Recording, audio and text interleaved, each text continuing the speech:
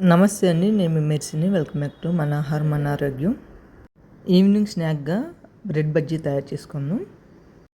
ముందుగా పొటాటోస్ని ఒక బౌల్లో వేసుకొని వాటర్ వేసుకొని బాయిల్ చేసుకోవాలి. ఈ పొటాటోస్ని కుక్కర్లో కూడా బాయిల్ చేసుకోవచ్చు.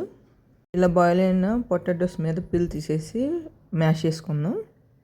ఇప్పుడు స్టవ్ ఆన్ చేసుకొని ప్యాన్ పెట్టుకొని ఆయిల్ వేసుకొని ఆయిల్ హీట్ అయ్యాక ముందుగా జీరా వేసుకోవాలి.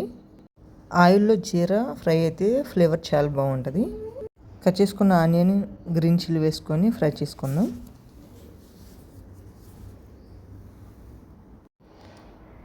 ఇలా మంచిగా ఫ్రై అయిన తర్వాత కర్రీ లీవ్స్ వేసుకుందాం. ముందుగా మ్యాష్ చేసుకున్న పొటాటో నూడ్ వేసేసుకుందాం.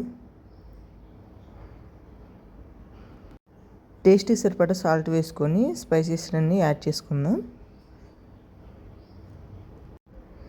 రెడ్ చిల్లీ పౌడర్, ధనియా పౌడర్, గరం మసాలా వేస్తున్నాను. ఇలా మొత్తం వేసిన తర్వాత ఒకసారి స్పూన్తో కలిపేసుకుందాం.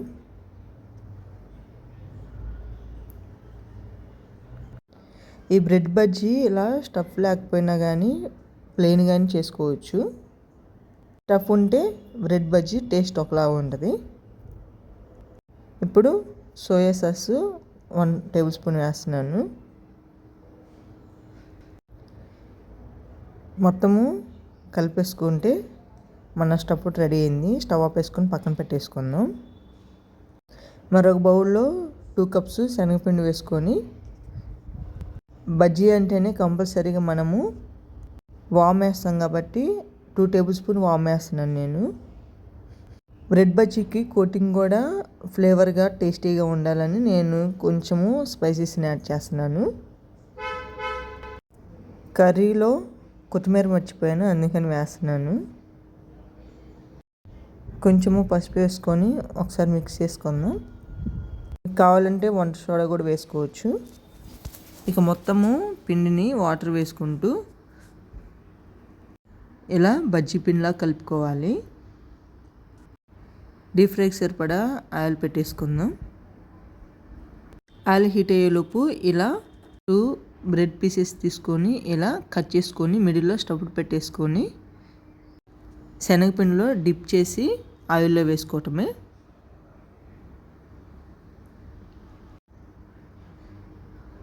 ఆయిల్ బాగా హీట్ అయ్యాక ఈ బ్రెడ్ బజ్జీని వేసుకొని ఫ్రై చేసుకోవటమే.